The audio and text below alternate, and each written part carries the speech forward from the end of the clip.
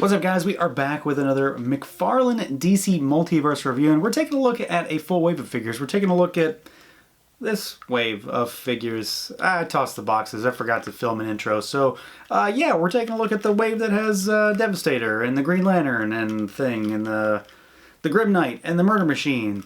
4 Batman figures that don't really look like Batman. So, yeah, let's do it. They're already out, so let's get started. So we're going to start with just a random figure, really, because there is no priority when it comes to this wave for me. We're taking a look at the Batman from Earth 32, which means nothing to me, again. This one is the Dawnbreaker. So this is the Batman that ends up being a Green Lantern. And honestly, this figure is actually kind of cool. I really do like the overall idea here. And outside of the fact that he has bat ears, you might not at first glance, if you aren't familiar with the source material, like me, maybe not even realize that that's what this is supposed to be. So there you go. So let's see what this guy can do, see how he moves around. This one seems to be pretty par for the course when it comes to the DC Multiverse line from McFarlane, which is to say he moves pretty well, but he's not without those quirks, really. So you've got a head that can look up a little bit. This guy could look up more, but he has this thing, this like sort of apparatus that connects his head to his back, and it's a rubbery plastic, but it does present some issues. So he could sort of look up, but at the same time he doesn't really. He looks down really good though. You do have a little bit of tilt side to side for attitude, and then he does have rotation, but it only goes so far that those kind of tubes will allow. But it's enough. It doesn't really get too far in the way. Arms go out at the shoulders. They rotate all the way around, but you do have to kind of come over that armor piece there. He does have a butterfly joint in there. You've got your bicep swivel. We've, of course, got our double jointed elbows, and they're ratcheted. You've got your ball hinge wrists, so good range of motion and then full rotation there. We've got a torso cut. It's kind of weird how this works. Like, it almost looks like it's not really meant to go forward much, but it does a little bit. He goes backwards a good bit, tilt side to side, and then he does rotate there. You've also got a waist cut down there at the bottom. It's like another ball peg, it seems, but it doesn't really do a whole lot because he's so tightly crammed into those lantern pants right there. Legs go pretty far out, almost full splits, but not full splits. Good enough. I mean, that's certainly more than you need. You've got a kick that goes about that far forward. He goes backwards a good bit. You can shimmy up in there at the thigh. If you pull it all the way out, of course, you can twist further because it doesn't have a true thigh cut. You're just rotating at the hip peg. And then you've got your double jointed knees, of course. And there is no boot cut or anything like that, but you do have rotation at the joint itself down here at the ankle with a rocker thanks to the ball hinge, so forward, backward, rock side to side, and then you've got the toe hinge. So this guy is pretty par for the course when it comes to the McFarlane line, but he moves pretty well, and honestly, I haven't had too many issues with him. If he had a thigh cut, I would be far happier if he had a thigh cut, but as he is, not bad. Moves around pretty well.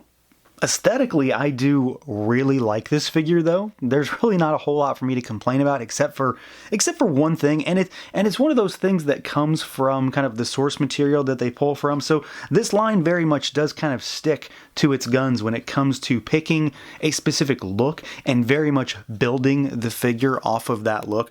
So this guy, of course, has this kind of weird Elvis lip thing that he's doing, and they put it on the figure, and I just don't like it.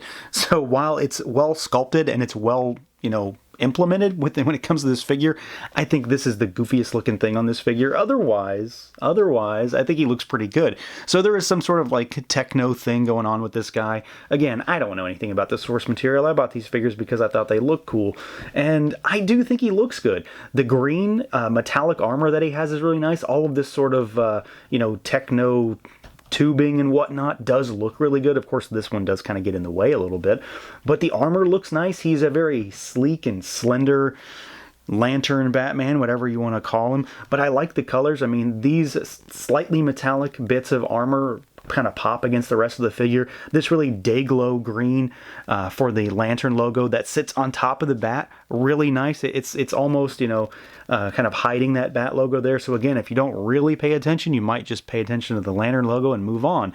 So he does look really cool. It's not a beefy figure. He is a little bit slender for a Batman, but I do really like the overall sculpt and the idea behind it. It's just cool. It's a fusing of a Batman and a Green Lantern. I do have a bit of an issue when it comes to this guy though. One of the bat ears is constantly like sort of tucking in because of how he was in the package.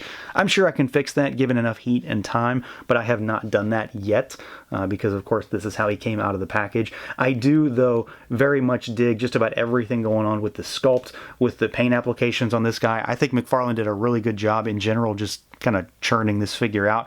Looks good, no complaints really. The design is cool. The only thing I don't really like is this sort of Elvis lip thing. Otherwise, I do think the head sculpt looks really good. There's kind of a graphite metallic sheen to the bat cowl, which is in contrast to the very normal blacks on the rest of the figure, so I do like that. And then you've got these kind of, I don't know, lantern shades or goggles, which again, it's just a cool little design choice. It's a different look, but I think it works pretty well in figure form. Now, as far as accessories goes, the Dawnbreaker Batman does have a few. There's only one that I would consider an actual accessory for the figure itself, but we do have a construct. So an energy effect that is, you know, of course, like a Green Lantern construct, but it's a bunch of bats kind of extending from his arm. So you can sort of kind of wrap it around his arm and it'll look like he's projecting that. It's sculpted pretty well. It's kind of hard to show a lot of that detail because it is translucent green plastic, but you can see it's a handful of bats that are flying out of his ring there, which I think is pretty cool. And then we do have a flight stand for this guy. So this is just the one that's got like the DC logo emblazoned on the base there, and you can sort of, you know, ratchet it up and down a little bit to move him around. So he is, of course, a character that's capable of flight because he's a Green Lantern. So he does have a flight stand to demo that power. He does, like all the other DC figures, come with a stand. So one of the DC stands that just says DC down there on the bottom. And then, of course, like every other figure so far, we do get the kind of trading card thing that has the source artwork for this guy, and then a little bit of a bio on who this particular character is for folks like me who have no idea what they're buying. Next up, we've got the Grim Knight. So this is probably the one, well, Devastator is probably the one I was most curious about. This is the one I was the most interested to actually get in hand, though, just because at a cursory glance, I really like the way this figure looks. And, I mean, it's Batman covered in weapons, covered in guns and knives and stuff. Of course, your mind often might go to a Punisher-style Batman, but I really think it's just a cool idea, and it works on a number of levels here. This is definitely a figure that I think is just pretty good in general. So let's see what he can do. See how he moves around. The head can look up only slightly. I mean, just a little bit. He can look down pretty good, though. You do have some tilt action, side to side, full rotation, of course. Arms go out at the shoulders. They, of course, will rotate all the way around. You've got your small little butterfly joint in there. Bicep swivel. Mine's pretty tight, but certainly usable. You've got your double jointed elbows, and then we've got our ball hinges at the wrist and rotation there as well. For his torso, it's kind of interesting because he's kind of like segmented almost, and you can actually see inside of him if you pull it back far enough, but his harnesses kind of help cover it. So he does go backwards a good bit, and he goes forward a little bit. His harnesses get in the way there, of course. Tilt side to side is really good, and then you can fully rotate him all the way around, really. You just got to kind of grab it the correct way. So he twists at the torso, and then he will twist at the waist down there also. Legs go out only about that far.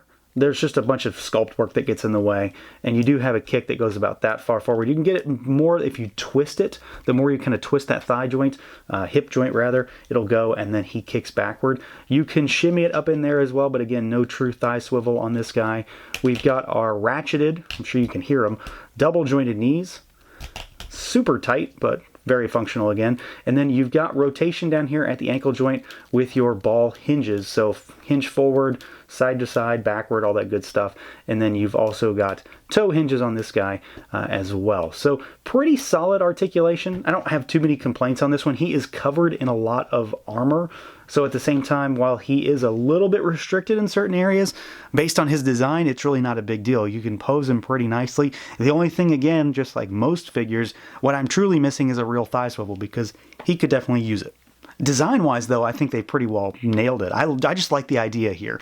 So this is a Batman that is just absolutely covered in weaponry, and once we get to accessories, he'll be even more covered. So he is very much in a much more style of like real world type of armor, and just kitted out when it comes to all of the pouches and everything that are covering him. So he's in much more like real world tactical style of gear, and I just like it. He's mostly just varying shades of kind of black and like a carbon color, graphite or something like that, but I really like it. I think it looks really good. Detail all over is really nicely done. So his actual kind of the undersuit is kind of like a carbon fiber weave almost, is what it would seem like. So it does have some texture to it. It's all sculpted. This isn't just flat. You've got his bat logo underneath all of it, so it's almost hidden by all of these straps and pouches and clips and guns and knives and everything. He's got, you know, guns running down the chest. He's got guns at his waist. He's got clips all over. He's got knives all over. Of course, the one thing that springs to mind is, well, you can't use any of that.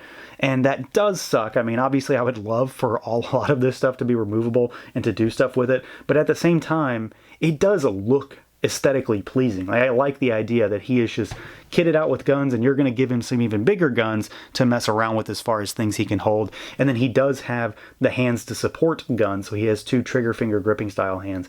And I just like the way he looks. I mean, the head sculpt on him is pretty good as well. It's pretty minimal. There's nothing too crazy about it. Paint apps are nicely done. It looks appropriately sized for the body. That was kind of one of my issues with that original Batman. The first Wave 1 Batman is that the head was a little bit on the small side. This one seems to be a little bit more proportional to the figure itself, and frankly, the sculpt I think is just a little bit nicer and cleaner, and maybe a little bit more accurate to the source artwork that they're using here. So in a general sense, I am very happy with the way this figure looks. I think it's just a cool idea that works really, really well in plastic. Now, as far as accessories goes, the Grim Knight is interesting because he certainly looks really cool with all of his accessories on him, but at the same time, it's going to be one of those situations where you either like the fact that he looks this cool, or you're not going to like the fact that you can't actively use a lot of this stuff.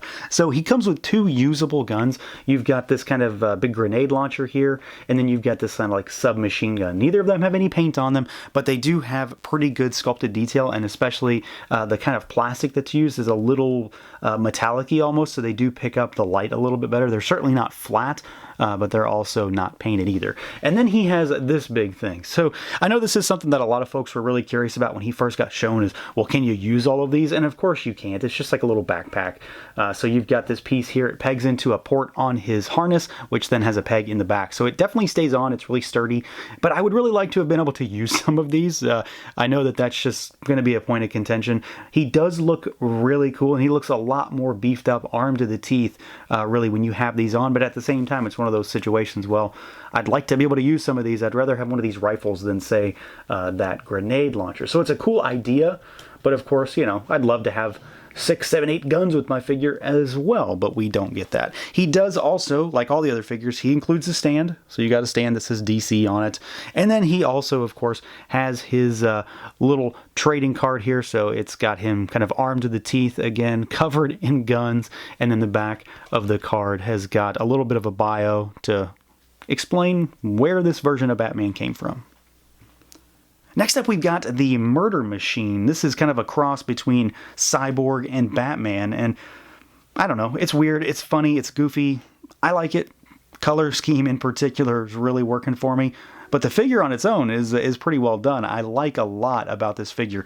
If there's one that I wasn't able to put down when I got them all out of the box, it was this one. I kept messing around with this one far more than the other ones, and I'm not really sure why, because he's very similar to the other smaller figures. Well, smaller in comparing to Devastator, but yeah, he's pretty cool. So he can look up a little bit, he can look down really good, just like all the others.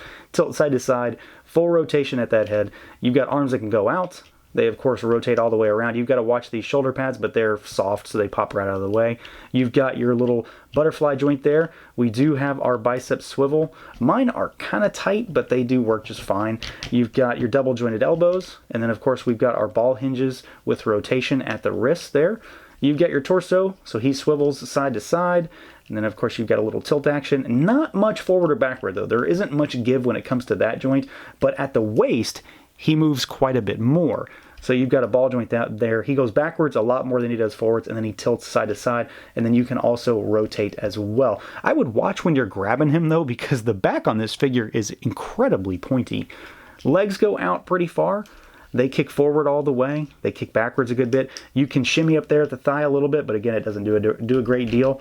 We've got our double jointed knees, ratcheted as usual, and then you've got your rotation down here at the ankle with rocker, and you've got your ball hinge again, and you've got your toe articulation. So a very, very similar figure to the Dawnbreaker, to the Grim Knight Batman, just maybe a little bit more free moving at the waist than some of those others, but at the same time his diaphragm cut is a little bit more restricted than the rest as well. So it's kind of a give and take there. Aesthetically, this guy is maybe a little bit more on the plain side than the others. I mean, I'm not really sure he's plain, but by comparison to, say, a Green Lantern or a Batman that is covered head to toe in guns, this guy is just kind of like a robot that happens to have some Batman features, is the way I tend to look at it. But he looks pretty cool. And like I said, on the back, he has some crazy sculpt. So there is a lot of like these spines. It's almost like a robot spine that is, and rib cage that's actually sticking out there. I do really, really like all this blue inlay work. The orange on these shoulder pads is really nice, and then that orange bat emblem is really doing it for me. It's all very cleanly painted too, and I really like this sort of carbon fiber, graphite, gunmetal-y color that the entire figure is done up is. We've seen this kind of color with the other figures too, especially the Grim Knight. They have this sort of almost sparkly sheen to them. It's not full-on metallic, but it's not flat either, and they pick up the light really well. So it kind of accentuates the sculpt on its own, while they also have all of this this inlay kind of piping almost down through the torso and some of the arms and the legs. So he may be a little bit more on the basic side. I mean, again, he's not covered in guns. He's not a Green Lantern, but he is very unique by comparison. So I just kind of like how sleek he is, really, and I like the head sculpt. It's a very angular Batman look. So you've got all these kind of straight and jagged lines up here. You've got the little ears that are slightly curved, but the rest of the face is very angular, even down to the eyes, and then the nose. It's all very, very hard points. So I do like that. I think he's just a cool looking design. Maybe not my favorite when it comes to the overall idea. Cyborg Batman isn't necessarily my favorite crossover, but I think it results in a pretty cool looking toy. And then as far as accessories goes, Murder Machine Batman has whatever this is. He's supposed to be able to augment his body with nanobots or something, so this is some sort of tentacle hand thing. So you swap out the hand for this guy. It doesn't have any paint on it or anything. It's just done up in kind of like a gunmetal-y kind of plastic, but it looks cool. The sculpt on it is really nice. It very much plays up like an octopus squid type of thing. So it's weird, it's different. It's fun. I like that kind of stuff. And then we do, of course, have the stand. So you got the DC stand here. And then we've got his kind of artwork reference card here, which really doesn't have anything about the tentacle changing hand. But you've got that. And then we've got the little data file on the back that gives you a short little rundown of what this guy is supposed to be. So some artwork, which you also see on the packaging as well, and your little bio. So pretty par for the course when it comes to this line. And then last but certainly not least, we've got, I guess, the poster child for this wave. We've got Devastator. So this guy is, of course, a very, very interesting figure in the idea of what it is, because it's a Doomsday Batman crossover, but then in the confines of the fact that this is a $20 action figure. I can almost see Todd McFarlane saying, Hasbro does Build-A-Figures, let's just throw one of those in a box and be done with it, because that's really what this is. This guy is humongous. He's also dangerous too. I could really feel that you could do some damage to somebody with this thing. I mean, drop this on your foot, you're going to get hurt. Smack somebody upside the head with it, they are not going to feel too good after that. There is a lot of plastic here, and a lot of jagged plastic too. It's very, very not human friendly. So let's see what he can do, see how he moves around. He's going to be limited in some ways, but he honestly moves a little bit better than you might expect. So the head is capable of really not moving up. It doesn't really go down too far either, but it does kind of shimmy up and down a little bit. It's more of like a raising and lowering rather than sort of an angle. He does have an articulated jaw. It's hard to show. The tongue is actually articulated in there as well, so you can move the tongue independently. You can also tilt the head side to side a little bit, which works pretty well. You could rotate it if you want, but it's one of those kind of forward-facing heads, so it doesn't really work that way. Arms go out at the shoulders. They rotate all the way around. He does have a butterfly joint too. It's not the most useful, but it is there. You've got a single jointed deep cut elbow, so you get basically 90 degrees, but you've also got rotation there. And then he's got some crazy, crazy hinges on these wrists, and they are super, super tight. They're ratcheted as well. So you've got to really, really work it. And they go far up and down, so they actually hinge really, really nicely. It's hard to show because, again, they are difficult to actually work with because they're locked in there. But it's for good reason, because they're so heavy that honestly, if they weren't tight enough, they'd probably just be flopping around. So I can appreciate that. We've got a torso cut, so he goes backwards and forwards, side to side a little bit. And then you've got rotation up here at the torso. He's also got a ball peg waist, so you can swivel him all the way around, and you can use that in conjunction with the torso cut. And he goes pretty far side to side. He goes backwards a little bit, and that's about as far as you'll get him to crunch over. But he does still move pretty fluidly. Legs go out about that far.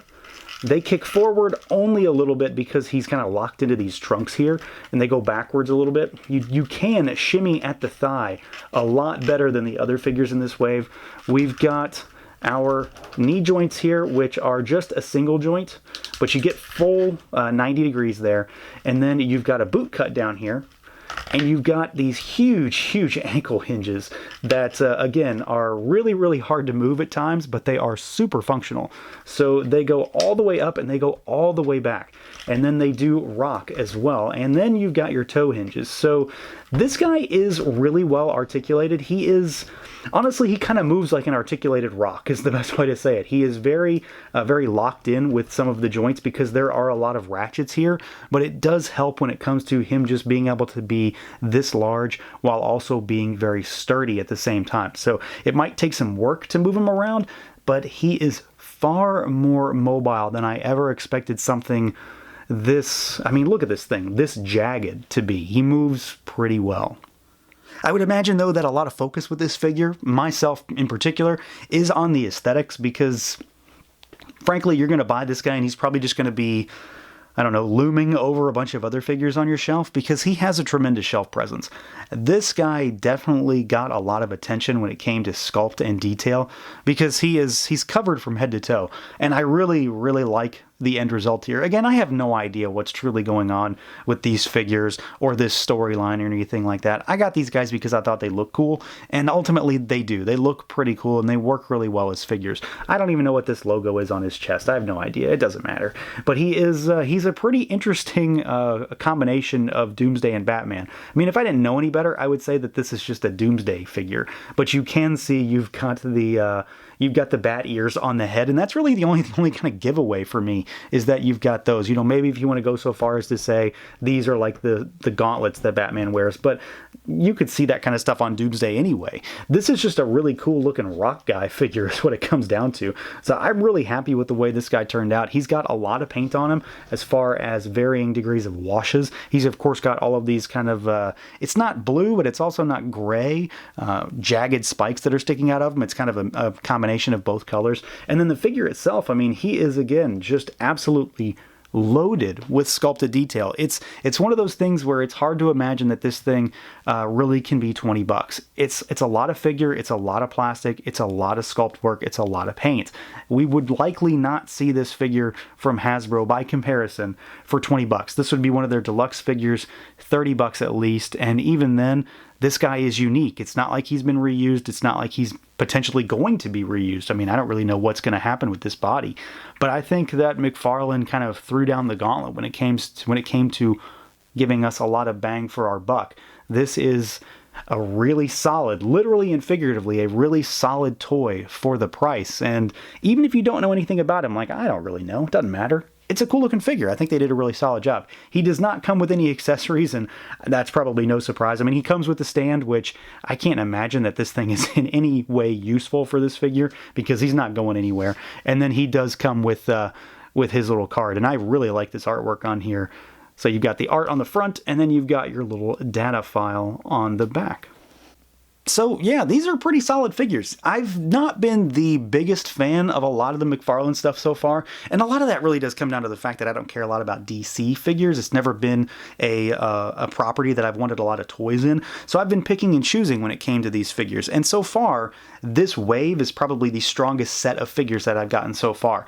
Outside of the fact that they're all still various Batman figures, which I kind of wish he would get out of that vein, these are really cool. I mean, the Green Lantern one looks really cool. The Grim Knight Batman, really cool. And I really could not put down the Murder Machine figure for a while. It's not because I like Cyborg and Batman fused together, but it was just a fun figure to play with. Devastator is definitely the star of the show. It is, again, a figure that makes you wonder how they were able to cram that one in the box to begin with, but also for 20 bucks, because it's a lot of figure, it's a lot of sculpt, it's a lot of paint, it's a lot of plastic for 20 bucks. I think McFarlane did a pretty solid job with this wave all around. And again, even if you're not all that interested in this particular storyline or where any of these guys come from, they make for some pretty solid figures. I'm overall very, very happy with them. So that's going to do it for this look at the McFarlane DC Multiverse Dawnbreaker, Grim Knight, Murder Machine, and Devastator. Let me know what you guys think. Feel free to like, comment, subscribe, and share. And until next time.